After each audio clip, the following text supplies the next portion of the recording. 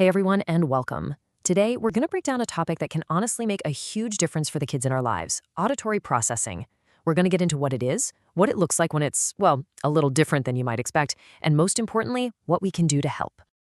Let's just start with a situation that I'm sure so many of us have been in. You call a child's name, you give a super simple direction, and you get nothing. It's frustrating, right? But what if I told you the reason might have nothing to do with defiance or not paying attention? The answer, a lot of the time, is this thing called auditory processing. And here's the key. It's not about whether their ears can hear the sound. It's about what their brain does with that sound once it gets there. It's all about making sense of the noise. Okay, so what exactly is this brain's sound system? Let's dive in and really look at what's happening behind the scenes every time we hear something. So here's the slightly technical version. But in simple terms, just think of it like this. Your inner ear is like a microphone. It catches the sound waves and translates them into a language the brain can actually understand. Then the brain acts like a sound engineer, decoding that message to figure out, what the sound is, where it's coming from, and how loud it is. But here's where it gets really interesting. This system doesn't come with a standard universal volume knob. For some kids, that knob is cranked way, way up, making the world feel incredibly loud. And for others, it's turned way down, and they're left trying to make sense of a muffled world. This creates two completely different ways of experiencing sound. Okay, so first, let's talk about what happens when the volume of the world just feels like it's turned all the way up. This is what we call being hyper-responsive. I want you to just imagine for a second that the quiet hum from your refrigerator sounds like a lawnmower right next to your head, or that the school cafeteria sounds like a front-row rock concert.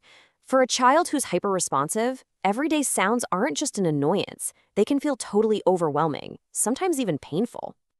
And this brings us to what you might actually see. Behaviors like jumping out of their skin when a door slams, or refusing to go to noisy playgrounds, or even humming to themselves. These aren't just little quirks. They are very real coping mechanisms. It's a child's way of trying to block out a world that is just too loud. All right, now let's flip the coin. What happens when the brain isn't getting enough sound information? Well, this creates a totally different picture of how a child experiences their world. This is when the brain is almost asking for more and more and more sound, just to register that something is happening. The world can feel kind of muffled, and it takes a whole lot of auditory input just to get their attention. Now, this can so easily be mistaken for ignoring you or being off in their own world. But when a child doesn't seem to hear their name, or they're constantly making their own noises, or they talk really loudly, it could actually be their brain's way of trying to generate the stimulation it's craving. They aren't trying to tune you out. They are desperately trying to tune in. So when you put them side by side like this, you can really see the two extremes, can't you? One child's behaviors are all about avoiding sound, covering their ears, running away from noise. The others are all about seeking it, making their own noise, putting speakers right up to their ears. It's the same system, just responding in completely opposite ways. So the second we can figure out which side of the coin a child is on, we can finally move from just understanding to actually helping. And the really good news is there are practical, effective things we can start doing right away. And these strategies don't have to be complicated at all. For a child who's hyper-responsive, a pair of noise-canceling headphones in the cafeteria can be an absolute game changer. For a hyper-responsive child, a simple visual schedule or a gentle tap on the shoulder gives them the non-auditory cues they need to know what's coming next. These small changes can make a world of difference. But we can do more than just accommodate. We can actually help strengthen these auditory processing skills. And the absolute best way to do that is through something every kid on the planet already loves to do: play. Okay, but before we jump into the games, let's talk about a key skill we're really targeting here. It's called auditory discrimination. This is just the brain's ability to tell the difference between sounds, like pat and bats. It's totally fundamental for understanding language, for learning how to rhyme, and eventually for learning how to read. All right, let's take a classic like Simon Says. This is not just a game, it is a powerhouse workout for the auditory system. It trains a kid to listen for that one key phrase, Simon Says, and then hold the direction in their memory before they actually move. That's attention, memory, and discrimination all wrapped up in one fun little package.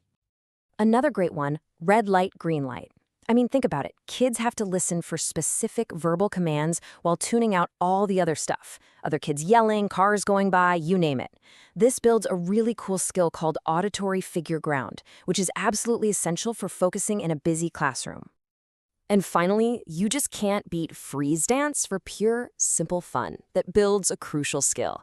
The goal is so easy. Just notice when the music stops. It's a super joyful, no-pressure way to practice paying close attention to sound.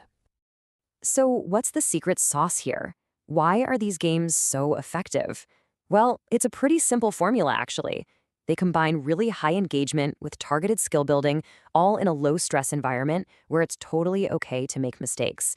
And that, right there, is the magic formula for learning. So I think the most important thing to take away from all of this is that when we see a child who's struggling with listening, our very first step should be to try to understand. Is the world too loud for them, or maybe not loud enough?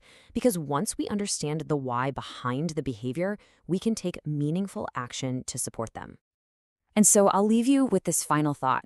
It's really a challenge to all of us, parents, teachers, therapists. Let's try to reframe how we see listening. Instead of seeing it as a chore or a battle, how can we turn it into an opportunity for connection, for skill building, and most of all, for a little bit of fun?